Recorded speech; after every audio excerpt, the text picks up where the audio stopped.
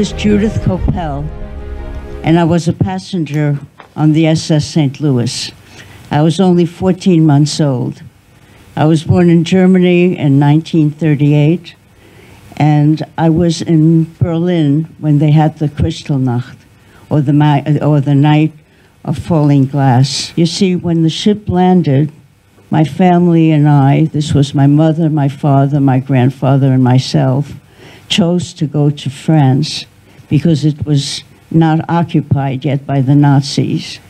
And I felt safe, and I was a happy little child until one morning there was a knock on our door, and it was the French police. And why were they there? They were there because we were Jewish. They arrested us, my mother, my father, and myself. And they took us to a camp. It was a determined camp, I believe. The name of it was Gurs in the southern part of France. One evening, my father came in and whispered something to my mother.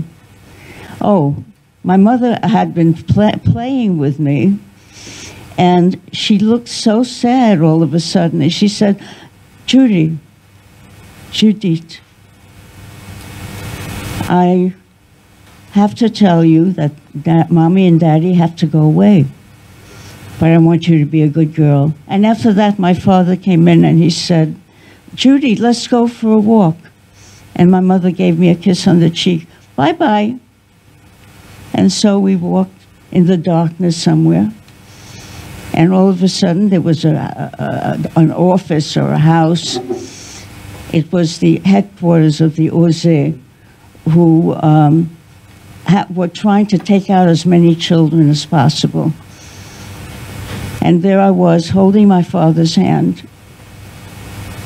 And he said, look over there, Judy, look over there. There was something that was interesting to a 4-year-old child.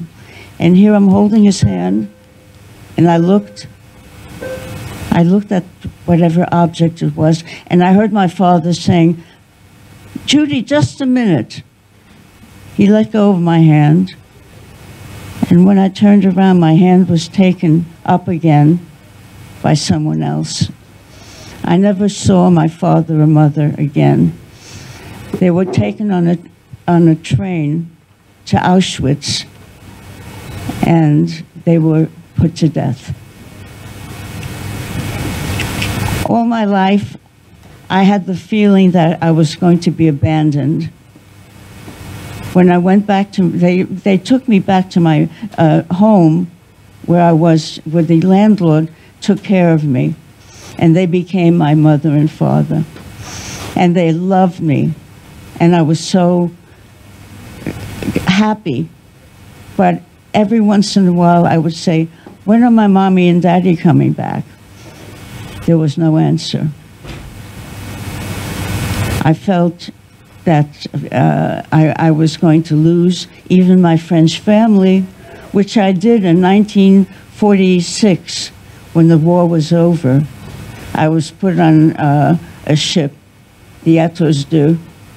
We sailed from Marseille to America. I didn't want to go. I remember my French mom taking me to the office of the Ose in Paris, and she was holding onto my hand, I was holding onto hers, and she had to let go of my hand.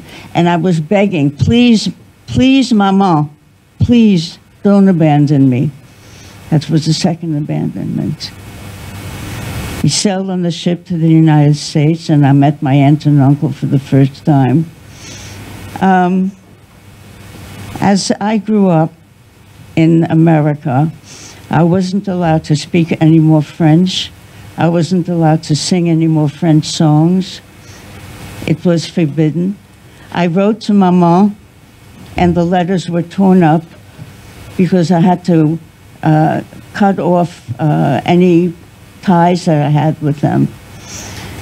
And the way I grew up, I was always depressed. I was always frightened. There was a lot of fear in me. I decided to go back to France after 46 years. I saw my French mom for the first time in 46 years. She was living a very modest life, no hot water, and woke up. She was a very brave lady during the war. She risked her life for me so that I could live. But she was so sad. I'll never forget the look in her eyes. I decided to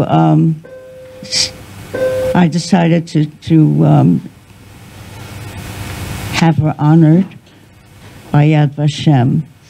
That's the Holocaust Memorial in Jerusalem. So 2 years in a row, I was able to go to France after 46 years. Why weren't you allowed to speak or sing French songs anymore? And why did you have to like cut off the landlord and his wife? I don't. All I know is that I was very sad that I was taken. That France was completely cut off from me because I love being in France. I am French myself. I have a French family. I was born there, and it's wonderful to hear this story. And I mean, I can't. If it wasn't something, it's something.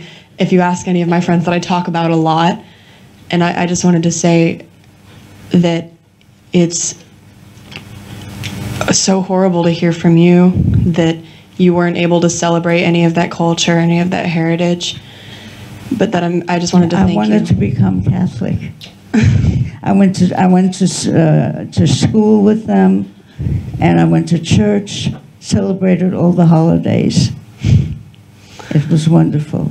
So I became an interfaith minister, by the way. Oh, wow. Later, yes.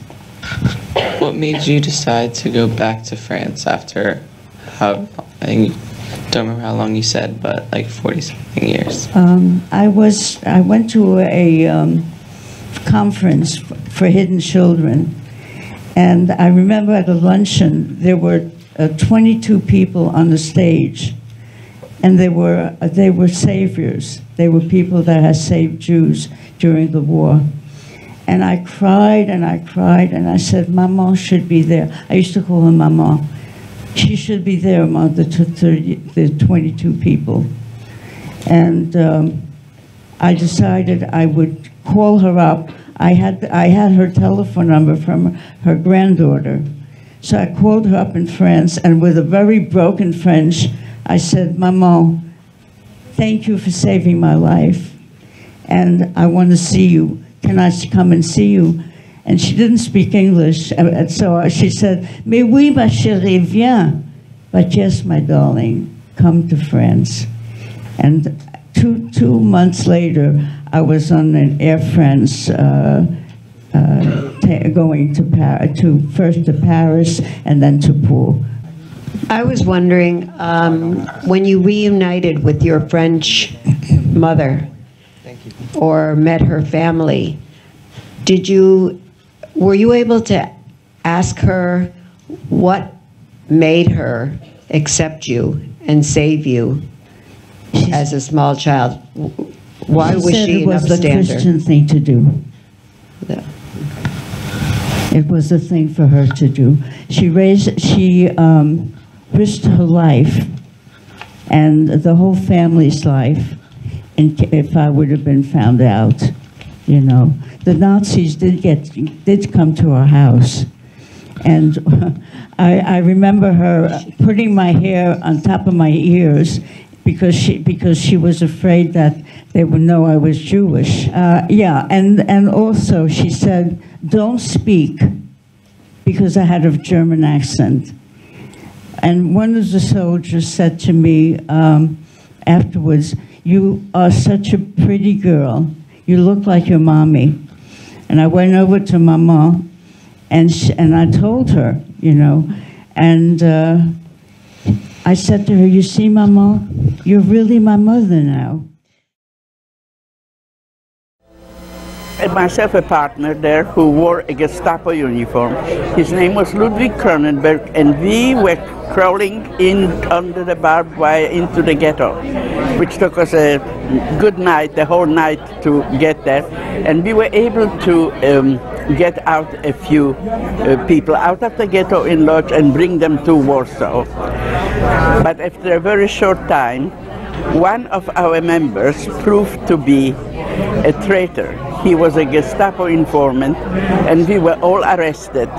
We were all arrested, and Ludwig Cronenberg, my partner, was executed, and my paper somehow held up to the scrutiny, and I was sentenced to 9 months imprisonment for sympathizing with Jews. As a German, they still didn't discover I was Jewish. I was sentenced to 9 months in prison for sympathizing with Jews. When I came out, I discovered that my parents didn't want to go into the ghetto, so they left Lodz when the ghetto was established, and they went to the city called Tomaszów Mazowiecki, where my grandfather was the cantor of the city, where my two aunts were teachers. We had friends, we had relatives. This was our town. And my parents got me back on my feet, and they thought that they escaped the ghetto, but it didn't take very long before the ghetto in Tomaszów was also made a ghetto. In every city in Poland they made ghettos, and the small villages and towns around surrounding the towns had to move in, the Jewish population had to move in. We had to absorb them. Epidemics spread and starvation spread, and people were dying like flies. And we had no luxury of funerals. When somebody died, the dead body was put out on the sidewalk. Now we wanted the ghetto to function because our parents survived World War I. And they said that war is hell, but it ends.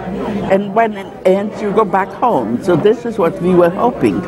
The war will end, and we'll go back home to our life as we knew it. So in order to survive the ghetto, we needed to function.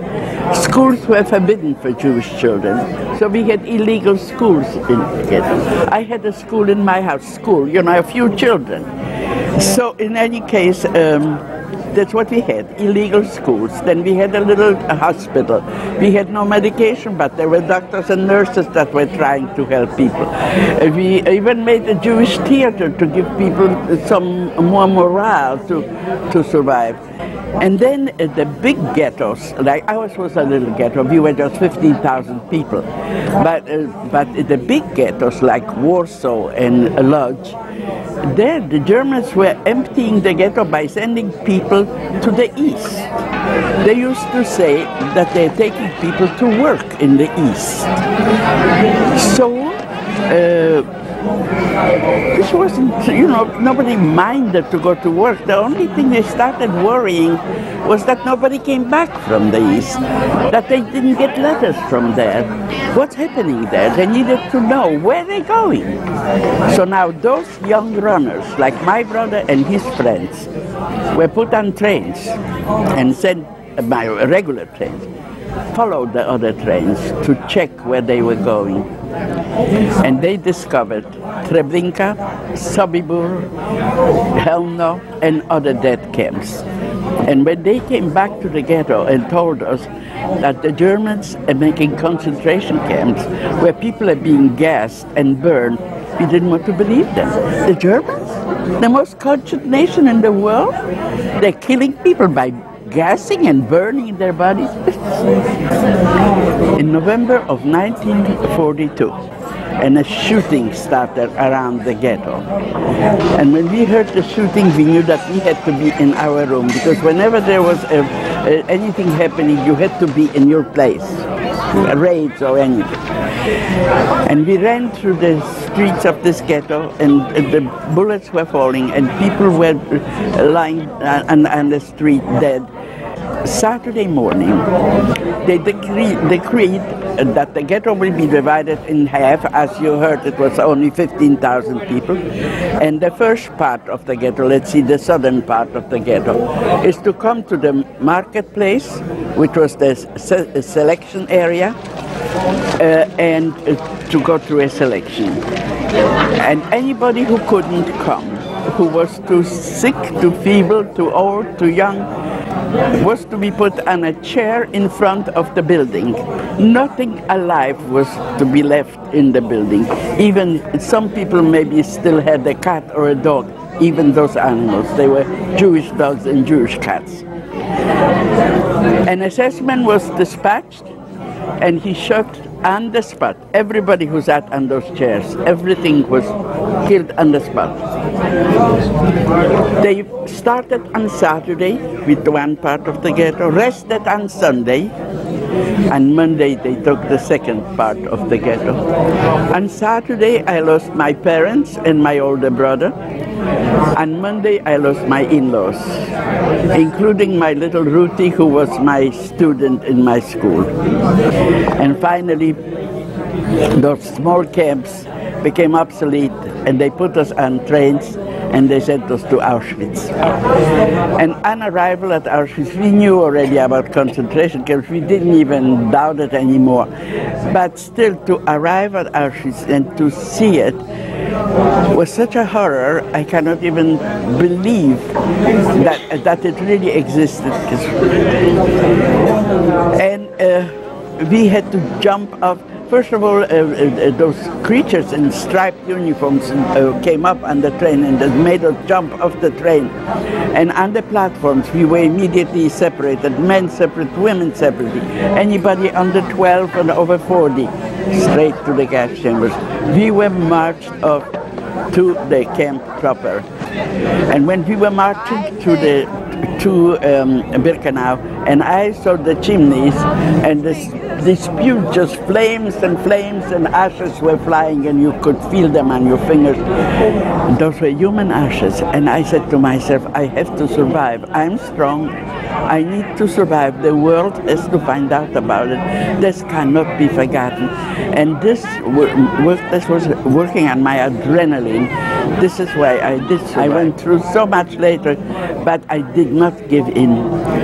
So we arrived. The first stop was a building about a room of this size, where we were stripped, and we had to go to the next room where they shaved us. The next room was a disinfecting bath. And then they took us to a third room where they threw at us clothing. We got just dresses and shoes. We did not get underwear. We did not get any stockings or socks, nothing, just like that. When we came out of this building, it was evening, it was night. We didn't recognize each other without the hair and in those terrible rags that we were wearing. People were crying and milling around and just crying, not recognizing each other. And the SS women were beating us with whips to form a marching column of 5 abreast. When we arrived, there was no room for us in Auschwitz. So they took the girls from the Czech camp and gassed them. So there was room for us. We got in the Czech camp. But later, in November of 1944, when the Hungarian influx came to Auschwitz, they needed room for them. So they gassed all the gypsies in one night. Elie Wiesel was one of them that was in the former gypsy camp. And then there was the twin camp, where Dr. Mengele kept twins for his experiments. He made horrible experiments of those twins. Most of the twins, if they survived, one survived, the other didn't. Still during when the Germans were losing the war, the priority was still killing of the Jews, not the war effort.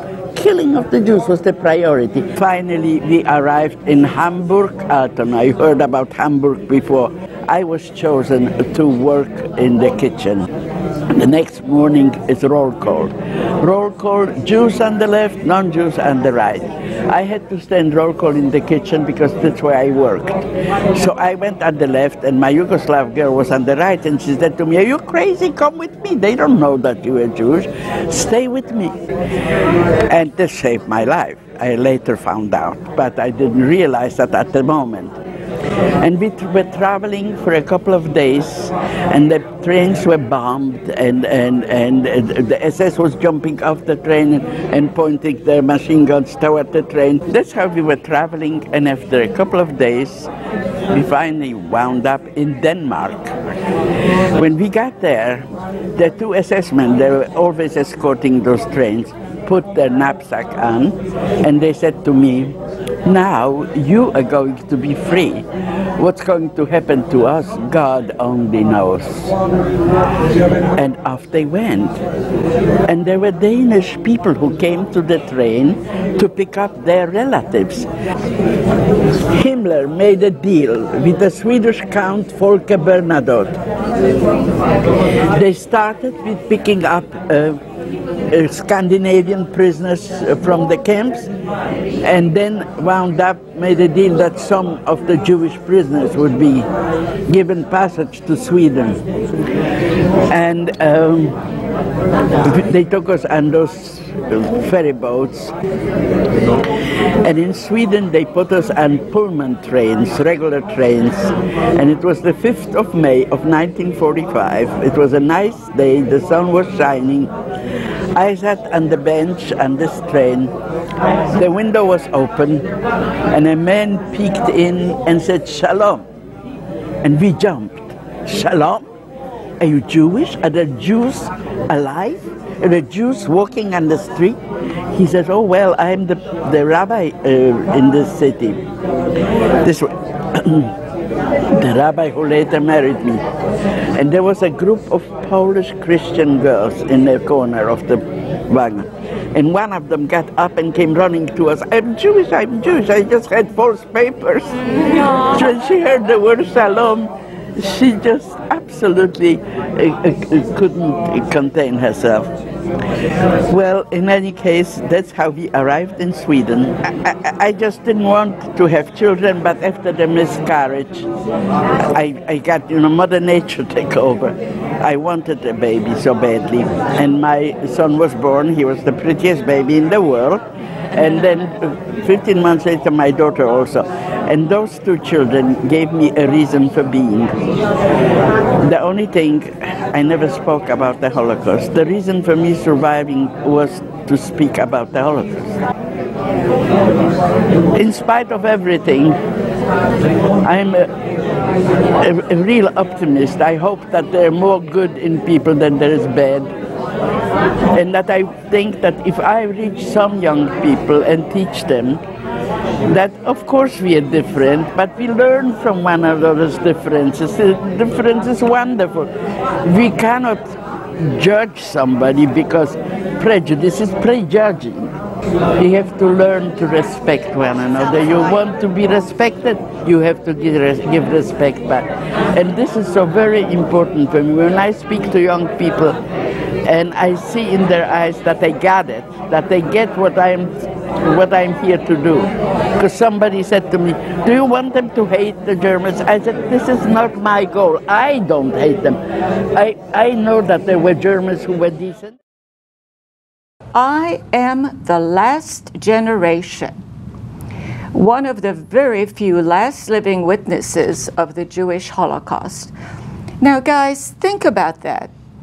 You're looking at somebody my age, I'm a grandmother, in a few years, that's it. You're going to read about it, and we're going to be a footnote in the history books.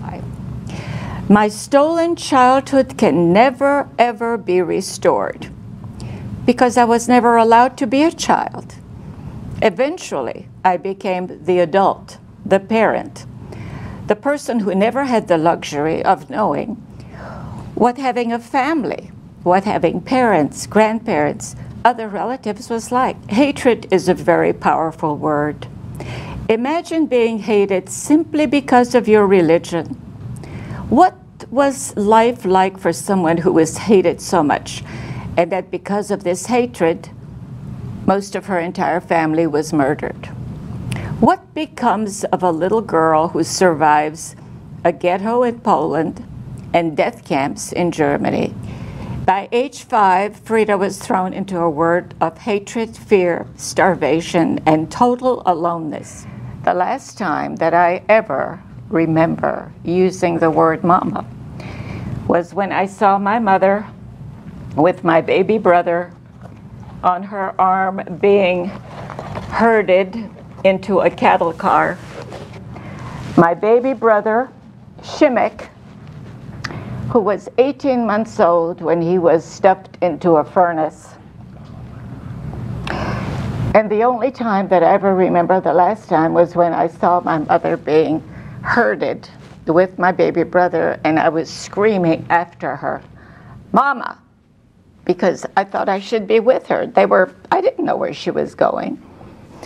I must have been about 4 years old when, and all of a sudden the door was just burst open, and there were troops, soldiers, uniforms. I don't know whether they were Polish or German or what, dragging my father on these cobblestones, and right up to the gallows, because it was a hanging gallows, and hanging him. And I remember my mother putting her hand in front of my eyes, and one of these uniformed people, whoever he was, knocked her hand away and said, "She has to watch. She has to learn." And I learned. I learned a lot. It's the middle of January 1945, again herded back onto the cattle cars, back onto the train.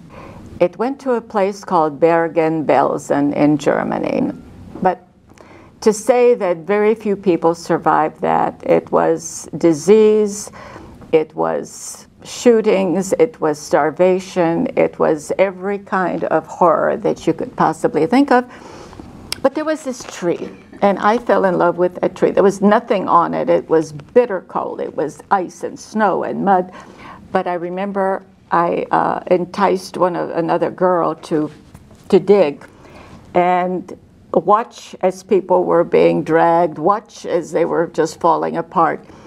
But I knew that I could not go back into that barrack, because that's where people were dying. That's where they were with all kinds of dysentery, whatever it was. But I knew that I somehow had to stay outside in that hole,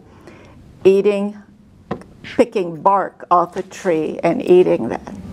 And then one day, I had no idea what the lapse of time was, but it was a very different kind of day, and it was strange. There was a lot of noise, and there were trucks, and there were, well, again, I didn't know what a Jeep was, but there were all different types of trucks and other vehicles, and there were, again, people in uniform, but I didn't know, and loudspeakers and in a language that I didn't know. And I got scared, because that was a uniform, and anything in uniform meant beatings or shootings or death, and I ran to my hole, and I wouldn't come out. I have no idea how he convinced me, but he brought some other people who spoke different languages and convinced me, it took some time, it didn't happen in one day, that he was not going to hurt me, that I was okay. And of course, he was one of the ones who said, "You're free. The war is over." I had no idea that I was fighting anybody, that I had no idea what those words meant, but he convinced me. And then one day, the people that were working in this displaced persons camp said that since I had no family and I was an orphan, that I was going to be sent to Sweden for adoption. And being the person that I was, I said, I'm not going because my uncle is coming for me. What uncle? Who uncle? I don't have any, I had no idea what I was talking about. As the camps were being liberated by either the Russians or the French or the British, that somewhere or other they were posting lists of survivors. And somebody said to my uncle, wherever they were, that oh, they just liberated a camp in Germany called Bergen-Belsen, and there's a few little girls. The very next day after that happened, I was out wheeling a baby that was born in the displaced persons camp, and I see a man walking toward me with a trench coat and a hat. He came over, and I remember walking up in Polish, asking him if he was from Poland. He said, yeah. There was no way that anybody who had known me a year or so before that, 2 years before that, would have recognized me. Anyway, and he said yes, he was from Poland, and then he walked away and he went into the cottage. And as soon as he walked away from me, it was like a light bulb or something, and I knew that was Uncle Bernard. He had no clue to ever look for me, because it was not a possibility that a little girl all by herself would have survived. And then so they weren't looking. It was very, very difficult, but we ended up in Belgium, in Brussels, Belgium. I was 9 years old before I ever stepped foot in a classroom.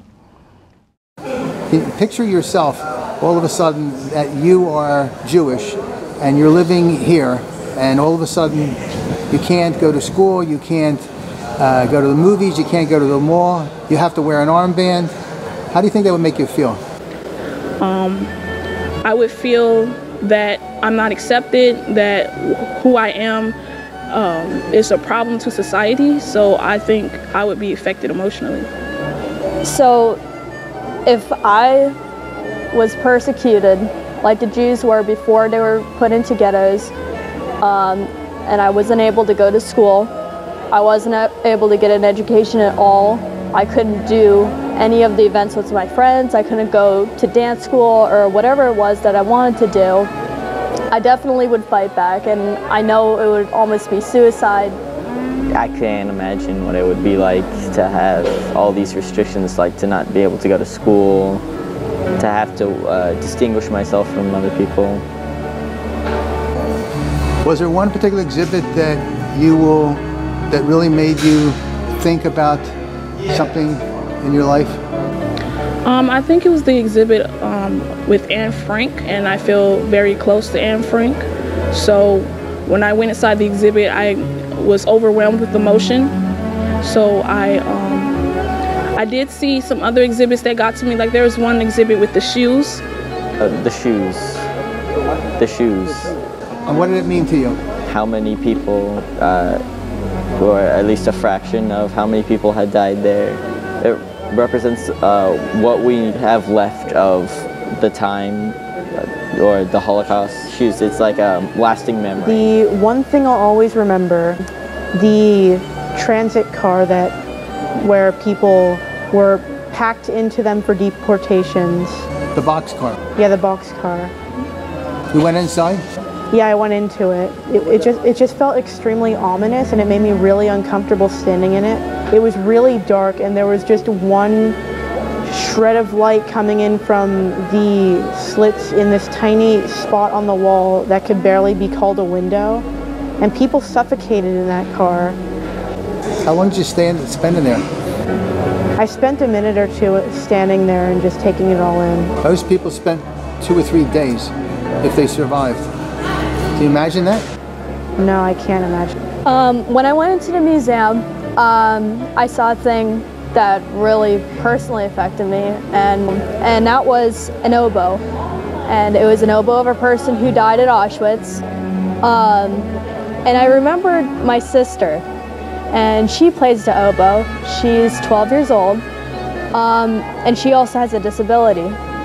And I think every time I remember that oboe, that she could have been the one who, during the Holocaust, could have died. Was there any other thing in the museum that you'll always remember? The room with all the pictures going up and down the walls. Which, describe what that is. A picture of like families or people in the town, just covering the entire walls of like a tower. All the people in the pictures had been taken to concentration camps, and I think they all died. You spent some time with Frida Jaffe. Tell me about that. It's quite an honor to be able to meet one of the last survivors from the Holocaust, and she's one of the last generations that we'll ever see, and to know that I got to hear her story from her herself, it's quite an experience. After going to the Holocaust Museum, I really found something inside me, and it changed me as a person. You know, it really made me think about other people and always be kind to other people, because one kind move that you make towards somebody else can act as a ripple effect and help other people in a bigger picture. And you can't stop evil, but maybe that one act of kindness can help.